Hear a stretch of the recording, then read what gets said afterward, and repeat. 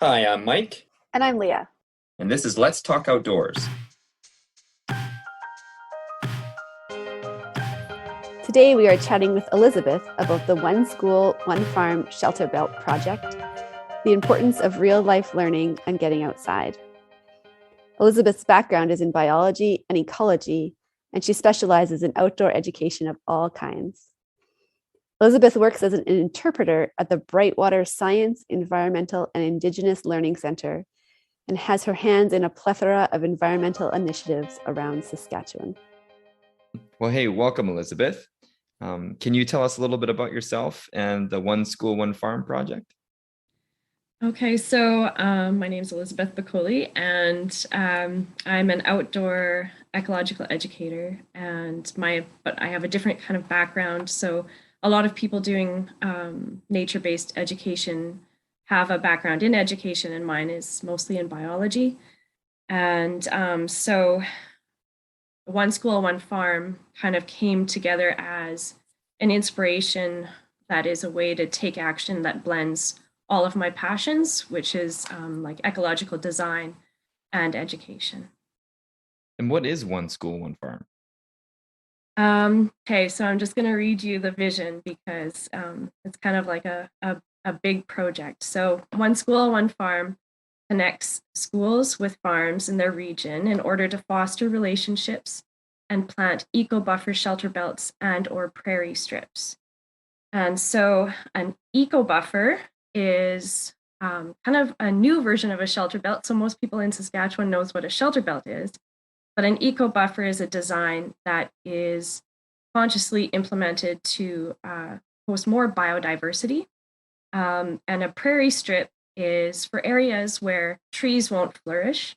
And so you would plant those prairie species in order to sequester carbon in, say, like deep-rooted grasses and flowers that also support soil health and pollinator populations. And so the mission for One School, One Farm is to actively co-create solutions to the climate and biodiversity crises through the planting of biodiverse, regionally appropriate shelter belt habitats that host pollinators, sequester carbon, provide food species, transpire water, and reduce erosion and drought. And also to build relationships between the kind of growing urban and rural population gaps, and to increase ecological literacy in the school system. Wow, that is a very well thought out and ambitious mission and vision. Can you tell us more about how you came up with this idea? It was a by chance coming together of family and friends. And we were actually in ceremony and praying. And we were in an area where there had been a whole bunch of drained wetlands. And I kept kind of focusing on that. And then just like kind of like a flash of light, it all kind of came together, the whole idea, and just right in those words, One School, One Farm, Shelter Belt Project. And so when when there's kind of lightning like that hits you, you kind of feel a bit of responsibility to do something about it and follow through, even though I wasn't really sure how to initially. So I just put out there amongst my friends just this idea. And before long, we had the most incredible board of amazing people that are helping guide the process. I think that's something that's really rare about you, where like you have this idea or this inspiration, and then you just not click. Maybe it's more than just a click, but you pursue it and you go for it, which I think is really something that more people need to do when they have those kind of moments of facing a problem, facing an issue, and then being like, this is something that I can see benefit in. So, One School, One Farm is a fairly new initiative. Is that right? Yeah, so our board just came together in 2019, and our first pilot project was supposed to run that spring before COVID hit and shut everything down.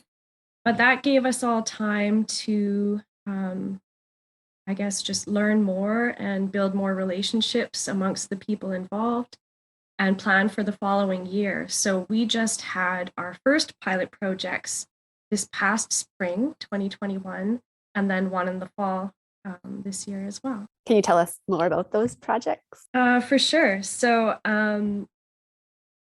this is kind of goofy, but we really like to blend the names of the land stewards and the schools because I don't know why. The name kind of just helps to build community and it's fun. And so the first pilot project was between a called Victoria School, the teachers Ben Oken, and Grovenland Farm, which is one of only, I think, 3 regenerative farms that I know of in Saskatchewan right now. And so their project is called Grow Victoria. And Ben is a very energetic teacher who really likes to have the students lead a lot of their learning. So it was awesome to see that they had come up with the idea themselves to use Minecraft to design the eco buffer Shelterbelt.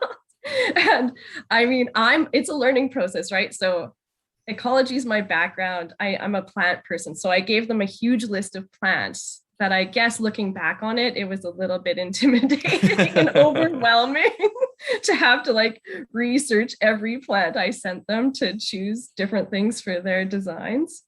And then they got to present their designs to Lisa and Ben from Grovenland. And then Lisa and Ben picked the ones they liked.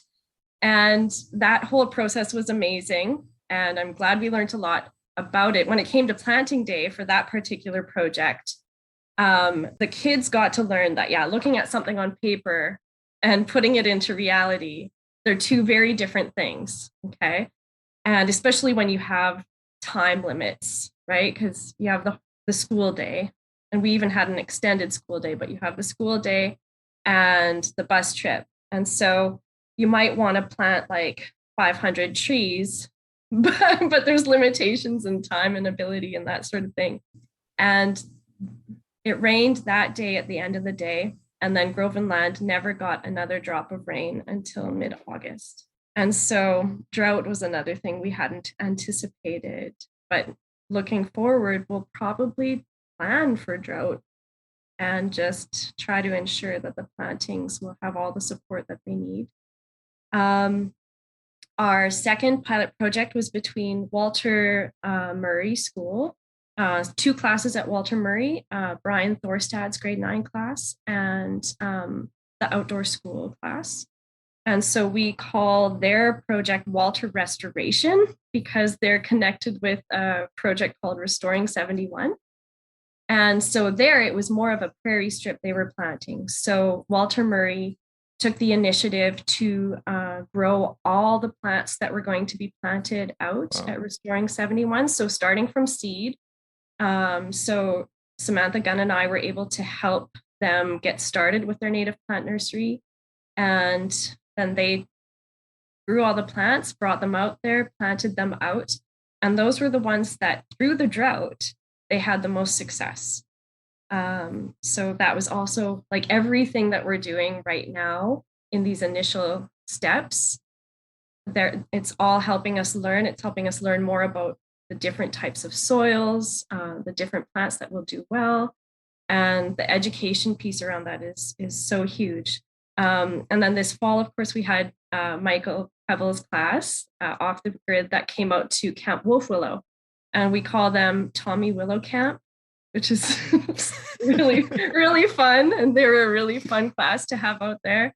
And that's, I sent you guys a design that will be for that project coming up because that was a relatively new match and they had just met once and since it was a fall planting, the students hadn't had a lot of time to do a lot of pre-planning for the project, but because the land stewards already had an idea of what they wanted to plant, it made it easy just to set up a day and have them come out. But now that relationship has started, and then they can work together into the future, what they'd like to plant out there each time they go.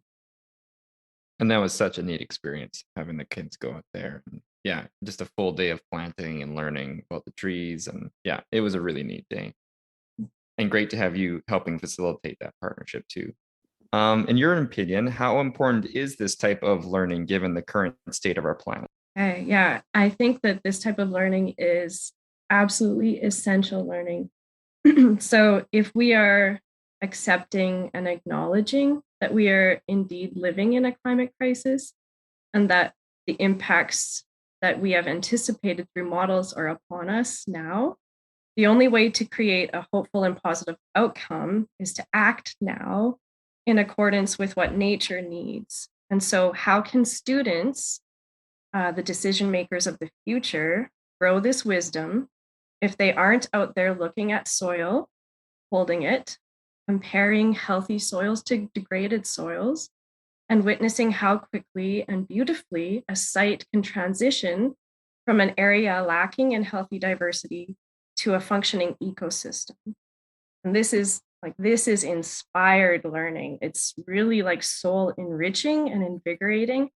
And I think it's really more important than worksheets right now. I think teachers they hang on tight to things that they've done and lessons that they know work for getting this outcome achieved. But I think, and so there's always a bit of risk involved with doing something like this or taking on partnership like this. But I think it's exactly that. It's seeing kids learning out there like that with sometimes no direction, or they're asking their own questions, and it sounds super cheesy. And it's like one of those, again, it could be a commercial for something to do with this, but like kids are like covered in mud or dirt, and they're just beaming. And these are older kids, not like the little tykes, even though they'd be right in there too. But then they ask really great questions, like, why are we planting this tree? Like, why are we doing this all in a row? Or are we going to expand this? Or what's next? I think those are just things that open up.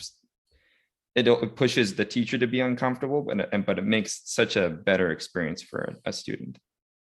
And I think it's okay for the teacher. I think it's really important for the teachers to see how well students react to you not knowing and not having the answers, and sharing that discovery with them. Because I think that like shared discovery with students it's just helpful for everybody's growth. And so it's okay to start something without knowing how it's going to turn out necessarily. And that can be part of your assessment also, right? Absolutely. You can fit your assessment into that learning as for the class as a whole. A really good mentor of mine once said that if you're doing things right, you're probably going to feel like a fraud the majority of your teaching career. You're trying new things, you don't know the answers to everything. It's kind of, I was like, yeah, that's good. Matt Love, that was Matt Love, who used to run the collective voice program. Yeah, my son was in that program. I love Matt. Yeah. It's also a great way to model lifelong learning, I think, when we're not showing that adults always know the answer, but that adults are always continuing to learn and question our own ways of thinking. Yeah, and that they can teach, and the students can teach you something too. Yeah, definitely. What's the vision for the relationship between the schools and classes and the farms? Is it like this classes help make the plan and they go out and help with the planting, and then what happens? So the vision is that it would be a kind of a long-term relationship, and I guess some things aren't totally decided yet. The way that I had envisioned it would be that, because I understand that teachers are the drivers of things in schools often. So I thought it would be more of like a long-term relationship between that teacher and that land steward going forward. So, and that could lead to so many different projects, like looking way down the road. Like if there's a land steward that has a market garden, maybe that school also has a farm to school nutrition program, right? So I mean, it can become, I don't want to have too many parameters around it, because I want it to be open enough to grow and become whatever the teachers and schools and land stewards anticipate it to be. As an organization, the goals that we have to stick to, I guess the box that we have to stick to, is that the projects that we'll support have to show an increase in biodiversity on the site, like on the land steward site, whether it's the farm or restoration area or First Nations. And the students, we'd like the students to be part of monitoring that. So monitoring the health of the plantings, the amount of biodiversity that comes from that in time, right? Because as you have areas that go from, say, like a monoculture or just like an empty field or a field of brome grass to an area that has multiple species, like you'll see differences. And so just for the kids to be able to see that and be part of that that's one of our goals, to show, to be able to calculate how much carbon is being sequestered, right? What species are we seeing there that we didn't see there before? Yeah. I think it's neat that you are constantly pushing to have natural prairie plants put back into these places where they've been removed. And like you said before, I think they just are so much more resilient because they've been around so much longer. But I know even my students, as we were planted, they're like, "Oh, she really likes native plants, doesn't she? She keeps talking about them." Like, yeah, I think there's a reason for that passion. I think it's neat to see you pushing for that. What are you looking for when you are making the partnerships between classes and farms? So we're going to have to come up with more of a guideline for that. So far, it's been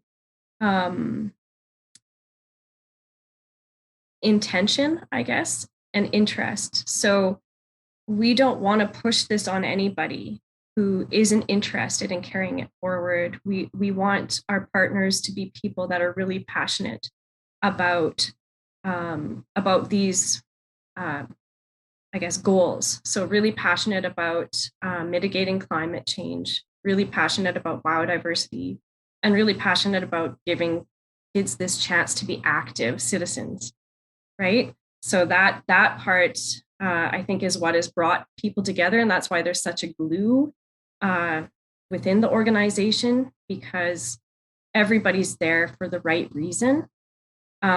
I mean, initially I envisioned, going out there to the biggest farms in Saskatchewan and being like, yeah, you guys, like, we just right here, we need a bunch of plants. I know that there's no room to get your combine around it, but that's what we need right here.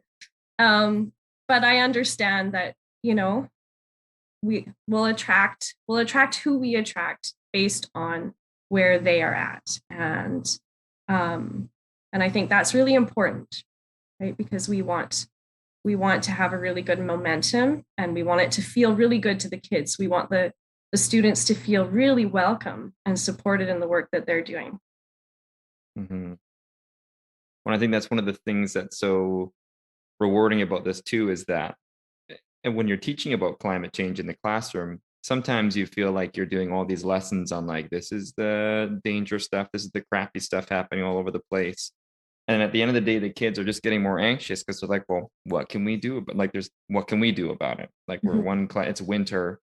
Like, what can we possibly be doing to help this out besides pushing politicians? And so this is such a neat outlet for them to be having that, as they can plan in the winter, they can kind of, and then have this action project and this partnership they can carry on with. Yeah, I agree totally. Is this program meant for outdoor and environmental education programs, or can it be tailored as an experience for any classroom? I'd say definitely tailored for any classroom. I think there might be a limit in age range, possibly, but I think there can be partnerships between younger classes and older classes, maybe. That's a possibility. So just in terms of ability, I think even like grade 3 students could get in there, and do quite a bit of planting, right? I think it's helpful if you have younger students with older students, and I think that's what one of our future projects between Rennie Grills with Blazing Star Wildflower Seed Company, and he hopes to work with Aberdeen School. And there's 2 teachers, a grade 2 teacher and a grade 5 teacher, that want to bring their kids out together, just kind of watch over the years, how the plantings grow, and have that part of their plan for the so I think that would be the goal, is just to have it open to anybody that's interested. I like that idea a lot of the kids being able to see things progress even as they get older. If they're in grade 1 and then they get to see it in grade 5 again, that's such a cool thing for them to Yeah. see too. Yeah, definitely. Because then there's that, continuum, which is, I mean, I think we'll just have to brainstorm even as a group and as a community on how to ensure that the kids get to come back at some point. Hmm. Do you see school boards and directors making this part of the programming in the future, or where do you? I really hope so. Um, I see that right now there are quite a few that are getting on like the tree planting train, which is awesome. It's a great train to be on, wanting all their kids to be planting trees and seeing that that's really beneficial in even just like mental health, just that action. But of course, then my ecologist brain comes in and I'm just like, okay, well, we just gotta make sure we, plant the right species in the right places and ensure that they're going to survive and that sort of thing, and have all the teaching around that. Like, why? Well, why do we pick this plant put here instead of that one? Like, it can get into everything, right? Like soils and history and natural history and math. And how do you do that? How do you plan for drought, something like drought, which we're expecting to happen more on the prairies into the future now with climate change? So how do you plan for that kind of stuff? Yeah, so that's actually one part of the project that I haven't talked about yet is we also plan to have a plant nursery of our own because there's not enough plants for the amount of planting that has to happen. And we're looking at climate models and seeing like what our area is going to be like. We're forecast to be like in say 20, 30 years. We're starting to anticipate the species we might have to start planting here that are just from a little further south in some cases. And also looking at some of the stresses on some of the species. So we just had a meeting about start like growing some plants here that are becoming more endangered in their own range because of either insect infestation or climate pressure. And so in Saskatchewan, like we actually have the opportunity to almost become like have these little hubs that are far away from other places where we can put different species almost as like a safety store, right? To help keep them safe from other pressures outside. But with that said, like our planning, definitely there has to be watering as part of the plan for when we are planting these eco buffers or these shelter belts until they're established. And that's why we're also really selective for the species that we would plant, because we want to plant plants that are very drought tolerant or drought resistant if that's where they are, right? We also plan for more water too. So depending on where you are, right? So that's part of the learning is realizing, oh, we can't have one or two designs that we share amongst all our groups, right? Each site has to be assessed as its own small ecosystem and the pressures that that site might feel in the future, right? It might be drought, it might be flooding, it might, depending on where it is in the province. Really neat. You've certainly, as a small farmer myself who's been trying to plant shelter belts, all of a sudden I'm reconsidering everything that I've been striving for and rethinking or thinking that my own thinking is maybe a little outdated and that I need to do some more learning about species and ways of planting things that are more in line with my values and what I want to see on our property going forward. So I look forward to learning more. Mm-hmm. Definitely. We'd love to have you on as either land steward or teacher or both. It'd be great. On that note, how can people get involved and support One School, One Farm? So as we stand right now, we are a completely volunteer-run organization, and that in itself kind of limits our growth and our ability. But they can send an email to oneschool1farm@gmail.com, and we'll most likely get a reply from me when I have time. And then they get put on a waiting list until we find the right match for them. So we try not to make a match happen just because there's two people that are interested, right? We want to make sure that it's one that seems like it's going to work long term. And so far, most of that has been kind of intuitive, but also it has to do with region. Of course, we don't want to go more than 100 kilometers if we can, from the school. So that sometimes limits some of the relationships that we can foster. But with that said, there is funding right now for this sort of thing. So we're going to be applying for more funding, and hopefully soon we'll have maybe a staff member that can also help to really make this grow, because I think that's what's going to be needed, because we'd like to have, projects in every different school division and even across all the prairies eventually. So that'll take more people. Mm-hmm. But it's, so many of these initiatives often rely on volunteers like yourself, and people put in so much time for nothing, or for little, no pay, I should say, not for nothing. There's lots of good things about it. But I think you're right. I'm hoping this is a transitional time where now we're going to start recognizing that this is such vital work, and governments put money into this sort of stuff. So absolutely. I think we might as well talk, if it's okay with you, Elizabeth, might as well talk a little bit about Brightwater. Yeah. In your current role. I know for talking around, it's hard to book into Brightwater, which is an area around Saskatoon, or a really cool place around Saskatoon. But you are best known by many Saskatoon students as the Brightwater Lady.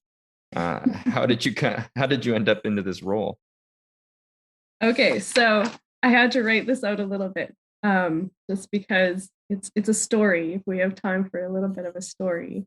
Okay, so I was living in Prince Albert, and I signed up for the certificate in ecological education, and thought, okay, this is what I want to do with my life. I was always already a young mom, and I spent that time for my internship with the outdoor school in Prince Albert. So I thought, okay, perfect. Chris is going to retire in 4 years, and I'm going to go to Saskatoon, get my ed degree, come back, and I'll teach outdoor school in Prince Albert. Perfect life plan. So got to Saskatoon, and halfway through, I decided, I don't know enough to teach high school biology. I want to stay in biology. So I stayed in biology, and every day I would take the bus to school, and I'd see this man in a big parka. And like an exceptional parka, right? The kind that you notice. And so eventually we sat together, and he introduced himself, and he was the director of Beaver Creek Conservation Area, which is in the same valley as Brightwater, and asked what I was studying. And I told him biology, and he said, you should apply for the summer student job. And so I did, and I worked at Beaver Creek for the summer. And then that fall, Marcia Klein from Brightwater called over to Beaver Creek and said, do you have anybody? I need some facilitators. And Andrew said, Elizabeth's looking for work. Anyway, that was 2005, and I've been there off and on ever since, and which is so good, because I never planned on staying in Saskatoon. I planned on going back to Prince Albert and being closer to, the trees and the lakes and that sort of thing. So it's nice that I get to work in a valley. I feel really privileged to be able to work in the valley and do the work that I've always wanted to, which is helping students really connect more deeply with nature. And yeah, it's been really good. That should be a commercial for Saskatoon Transit as well.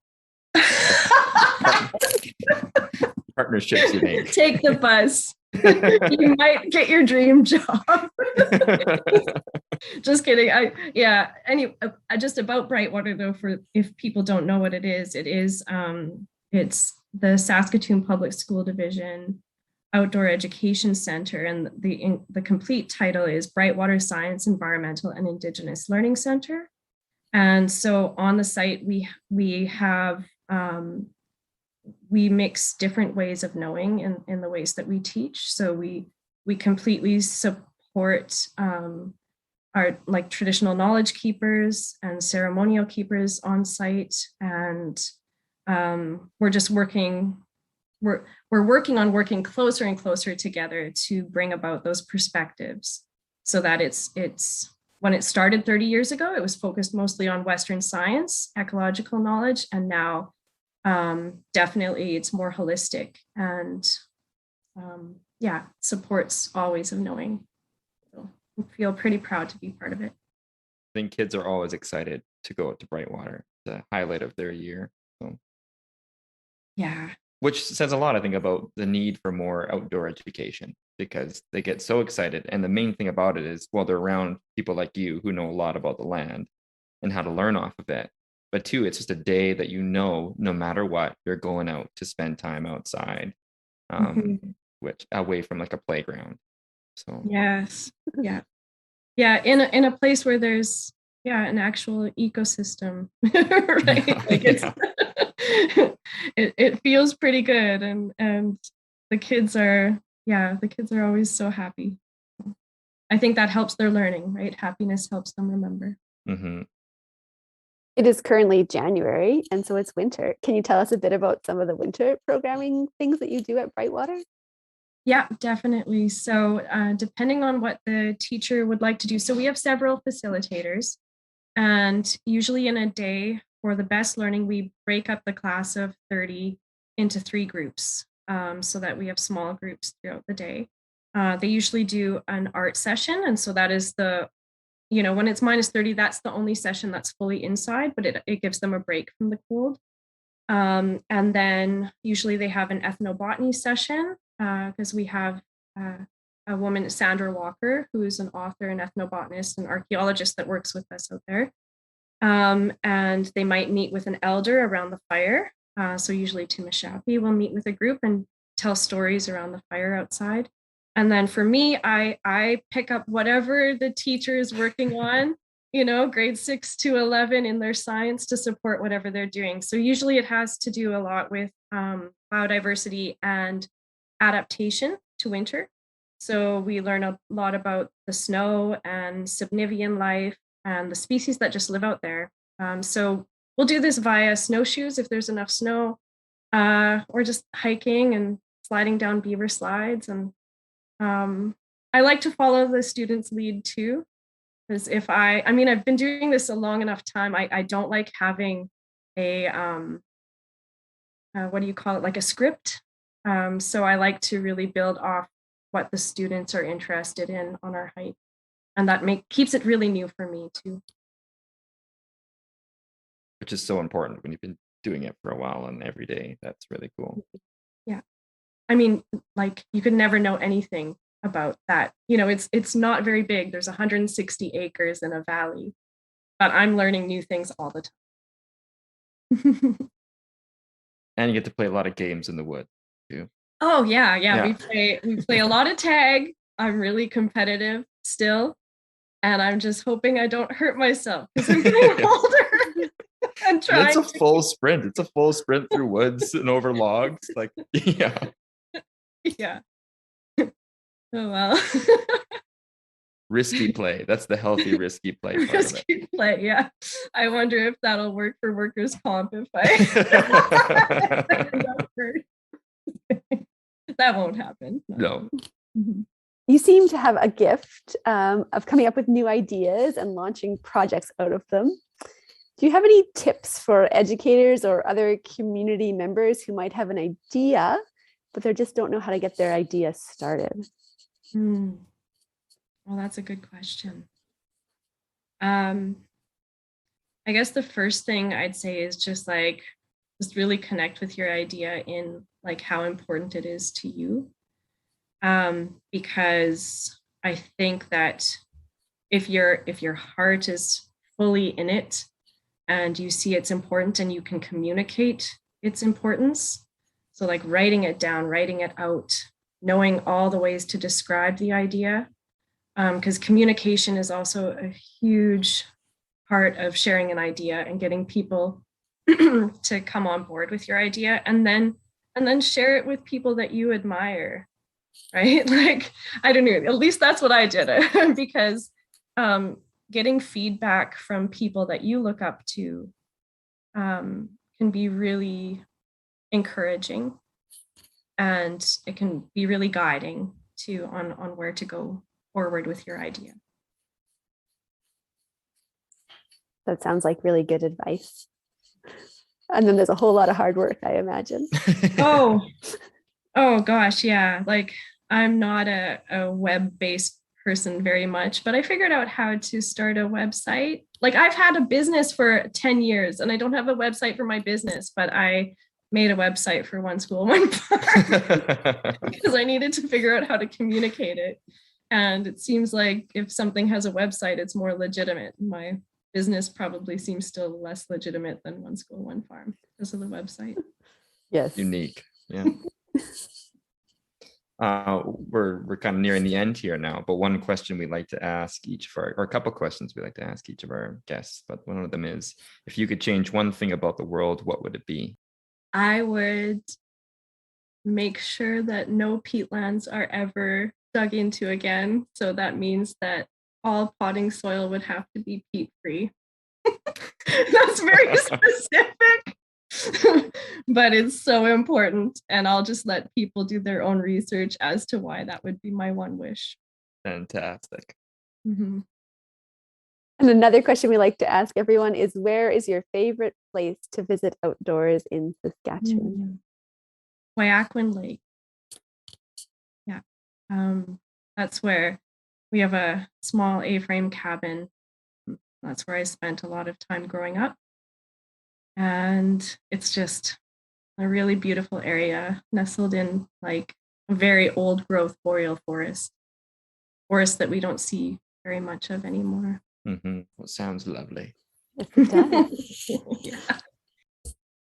Well, Elizabeth, thank you so much for your time, and for joining us to talk about all the great work that you're doing, and the connections that you're making in the community in Saskatchewan, and yeah, opening up some opportunities for people to get their hands dirty too. Awesome. Yeah, thank you for having me.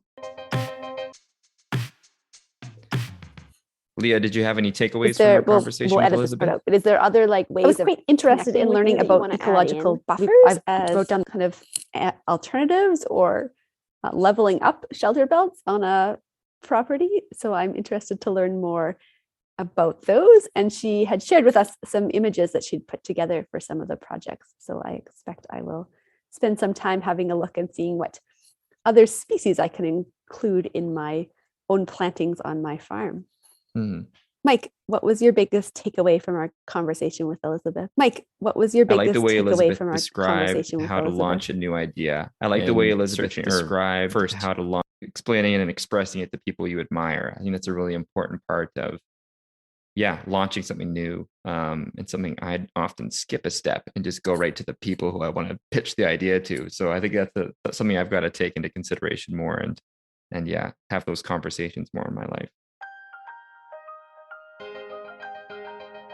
Well, if you enjoyed this episode, we'd love it if you would subscribe and give us a review on whatever podcasting service that you are listening to, and maybe send it to a friend. If you listened to this and you thought, hey, that was pretty interesting, send it to somebody else that you think would be interested in listening, and that would help us out a lot. As always, thanks for listening, and take care.